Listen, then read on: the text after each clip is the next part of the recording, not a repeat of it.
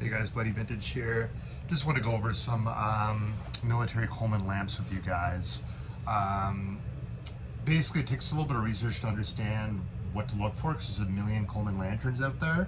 So this can kind of help you, all right? So on the one side here, this one is dated 1945. It's what they call a 220C, okay? That came out in 44.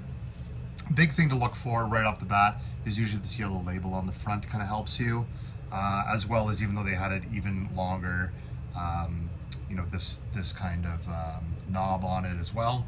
The big giveaway is down here with the terrible lighting. I'm going to see if I can actually get a little bit of light up here, which I'll bring in closer.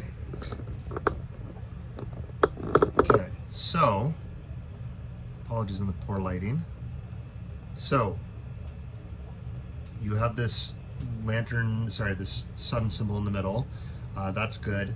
And at the top around here, this one is actually a later one. It says the Coleman, the Coleman Company Inc. They started doing that in 1945, which is why this one has that. Prior to that, it says, I think it's Coleman Lantern and Stove Company. So that's a dead giveaway of an earlier style.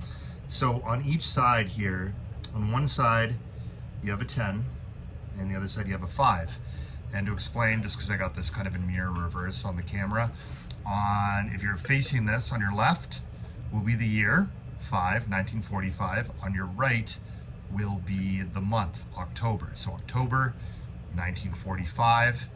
So obviously by this time the war is really done. Prior to this, they had also a US stamp here. So I have a 43 one on the way that I'll do another video about that has the US stamp there. That's a big indicator. After the war, they started to come up with more of a lettering code. So you'll see A, B's, and C's. And they also reversed the direction. So you started having month on the left and year on the right. But that was after the war. It can get very confusing because you look at a different lantern from 1950, you're usually going to see an A, maybe you'd stand for 1950 in the month. It gets a little bit more confusing than that. But this is what to look for 45. So if it's a 43 dated, it'll have a 3, a 44 dated, it'll have a 4. Really prior to that, I'm not sure, but I'm just covering more what a 43 to 45 would look like. So again, just to go over the lantern quickly and some of the differences, you have the cleaning needle here, and that's up mounted to the side.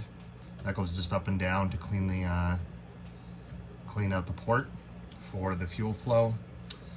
You have your pump, and you have your gas filler. This one should not be red, but it looks like it is. But red would not have been originally done, at least not to my knowledge. In 1945, oddly enough, this one does not have it, but they actually had a separate thing for the spare parts. I'm trying to think of what else here.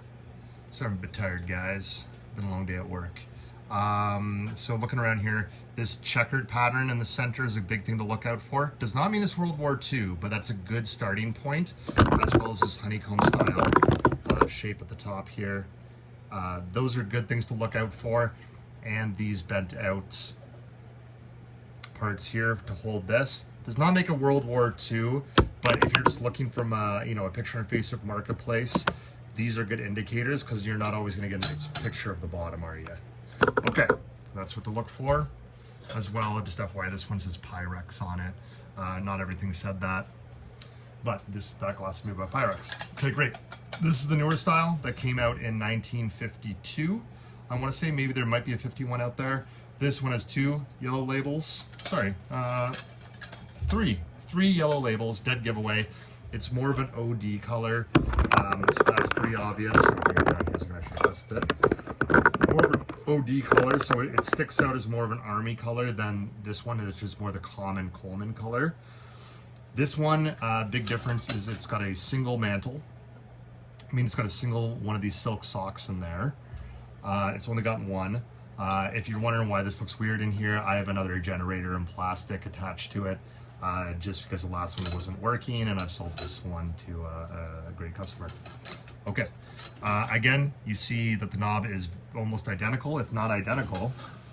Yep, identical to the World War II 1945.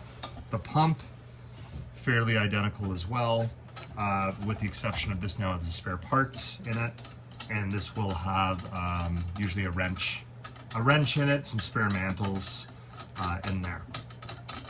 Okay, and this one has a nice feature of having an actual funnel attached to it, and you can see it's got the same style here. So really hard to tell, because again, it's got that X pattern too, the pattern I was telling you to look out for. It's got that too. So again, that's why I said that does not make it just a World War II one. It's very generic, but both military ones had it. So the cross hatching there, the honeycomb style at the top, and the yellow stickers are usually a dead giveaway, you know, looking from 10 feet away. And at the bottom, you probably can't see it that clearly, but this one's dated 1973 there. They were dated 52 to, I've seen the ones in the 80s as well, 86, etc. They did not really change that much.